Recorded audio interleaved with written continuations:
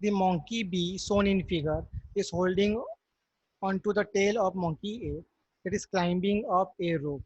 The masses of monkeys A and B are 5 kg and 2 kg respectively. If A can tolerate a tension 30 Newton in its tail, what force should it apply on the rope in order to carry monkey B with it? And G का value given है यहाँ पे 10 metre पर second square. तो यहाँ पे देखो question में ये कहा गया है कि ए के टेल में मैक्सिमम टेंशन हो सकता है 30 न्यूटन। तो यहाँ पे जो टेंशन होगा वो टेंशन है T1 दैट इज 30 न्यूटन, ये मैक्सिमम हो सकता है। तो यहाँ पे चलो मान लो, इसको मान लेते हैं आपका T1 और इसको ले लो आप T, इसको मान लो आप T दैट इज 30 न्यूटन और यहाँ पे मान लो टेंशन T1। तो मास है आपका 5 kg एंड 2 kg। तो इसके ऊपर नीचे की तरफ फोर्स लगेगा 5g, इसका लगेगा नीचे की तरफ 2g।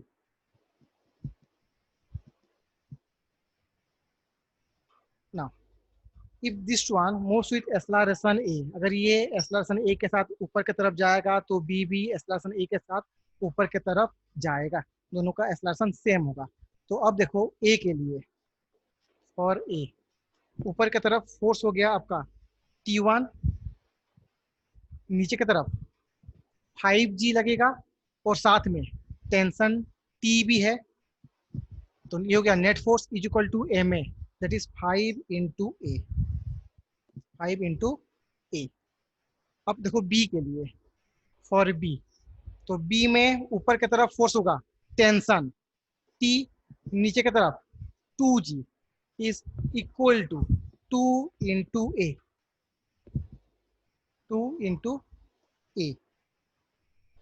तो यहाँ से टेंशन का वैल्यू तो हमें पता है दैट इज 30, 2g हो गया आपका 20 is equal to 2 into A.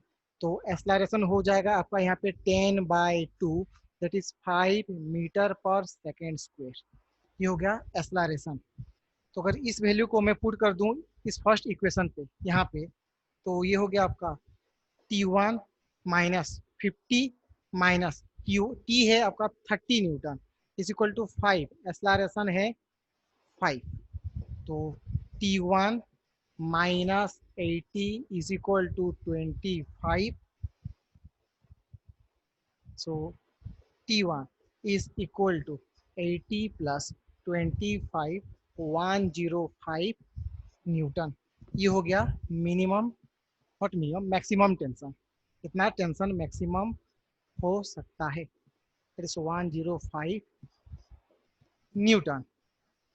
तो ये तो हो गया आपका मैक्सिमम टेंशन।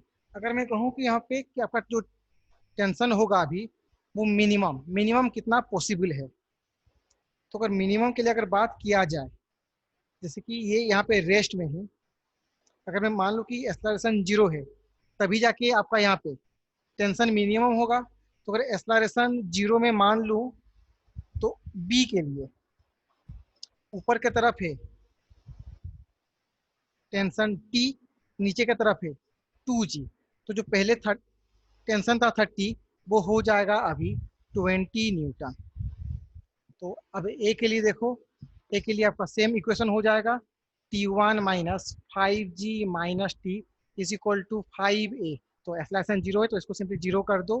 तो T1 is equal to 5g plus T, T हो गया आपका 20 दैट इज 50 प्लस 20, 70 न्यूटन।